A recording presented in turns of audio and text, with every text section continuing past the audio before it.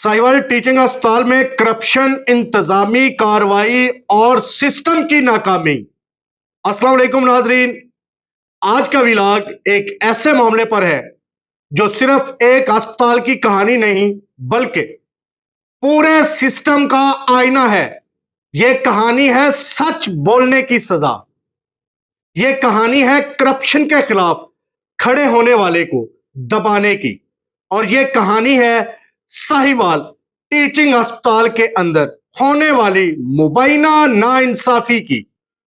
नाजरीन मोहतरम, सोचें जरा, अगर कोई शख्स करप्शन बेनकाब करे तो उसे इनाम मिलना चाहिए या सजा, लेकिन यहां मामला उलट नजर आता है। जहां इल्जाम है कि एक वेंडर्स ने करप्शन सामने लाई और बदले में उसे अस्पताल में दाखिल होने से रोक दिया गया। क्या यह इंसाफ है? यह ताकत का नाजायज इस्तेमाल है। नाजरीन, साहिवाल टीचिंग अस्पताल में एक रजिस्टर्ड और प्री क्वालिफाइड वेंडर जो कि एएच फार्मा के डायरेक्टर हैं, उन्होंने संगीन इल्जामात आयद किए हैं कि उन्हें बगैर किसी तहरीरी हुक्म के अस्पताल में दाखिल होने से रोक दिया गया है। कोई नोटिस, कोई वजाहत, कोई कानूनी जवाज नहीं दिया गया। और सबसे बड़ा इल्जाम कि यह कार्रवाई इसलिए की गई है क्योंकि उन्होंने अस्पताल के एक फार्मासिस्ट मिर्जा अदनान पर मुबैना करप्शन को बेनकाब किया। जी हां नाजरीन, करप्शन को बेनकाब किया। इल्जाम है कि अद्वियात साज कंपनियों के साथ मिली भगत और माली बेज़ाब्तगियां आला हुकाम तक रिपोर्ट की गई। उसका नतीजा कार्रवाई नहीं बल्कि इंतकाम। यहां बात सिर्फ एक इल्जाम तक महदूद नहीं। मुतासरा वेंडर का कहना है कि माजी में भी मिर्जा अदनान पर करप्शन के इल्जामात लग चुके हैं। पीडा एक्ट के तहत कार्रवाई की सिफारिश भी हुई, लेकिन नाजरीन मोहतरम, असरो रसूख के बाइस आज तक वो अपने ओहदे पर मौजूद हैं। और यह भी दावा किया जा रहा है कि गुज़श्ता साल होने वाली तहकीकात को दबा दिया गया, इंतजामी मुदाखलत के जरिए केस खत्म कर दिया गया। अगरचा यह सच है तो यह सिर्फ एक फर्द का मसला नहीं, यह पूरे निजाम की नाकामी है।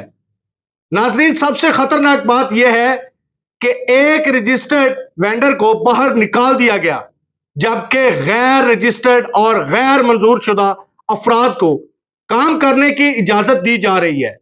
यह क्या जाहिर करता है? क्या यह खुला तजाद नहीं? क्या यह वाज़े इशारा नहीं कि कहीं ना कहीं पसंद और नापसंद की बुनियाद पर फैसले हो रहे हैं? और अगर ऐसा है तो फिर शफाफियत कहां है?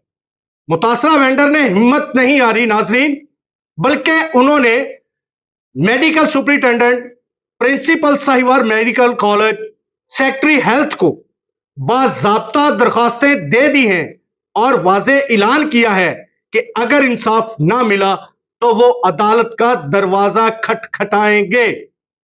दूसरी जानब समाजी और कारोबारी हल्के भी मैदान में आ गए हैं और मुतालबा कर रहे हैं कि फौरी तौर पर गैर जानबदाराना इंक्वायरी की जाए, करप्शन में मुलव्वस अनासर को बेनकाब किया जाए और सच बोलने वालों को तहफ़्फ़ुज़ दिया जाए। नाजरीन मोहतरम, यह वाकया हमें एक बहुत बड़ा सवाल देता है। क्या हमारे इदारे सच सुनने के लिए तैयार हैं या फिर सच बोलने वालों को खामोश कर दिया जाता है?